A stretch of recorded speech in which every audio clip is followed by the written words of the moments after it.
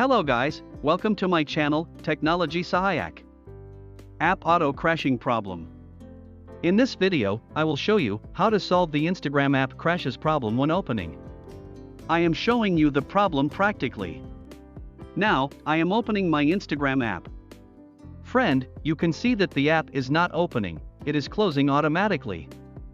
No matter how many times you try, the app will not open, it will close automatically. Anyway friends, let's see how to solve it. First of all, we will uninstall our Instagram app.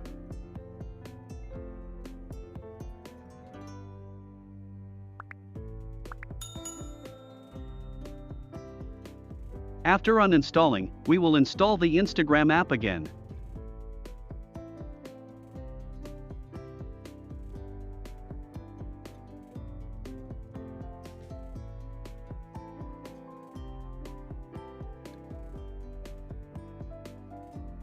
After installation, we will open the app and see if the problem is solved. Friend, you can see that the app is not auto-crashing, it opens smoothly without any problem. If you think this video is helpful for you, please like that video and also subscribe my channel. Thank you for watching.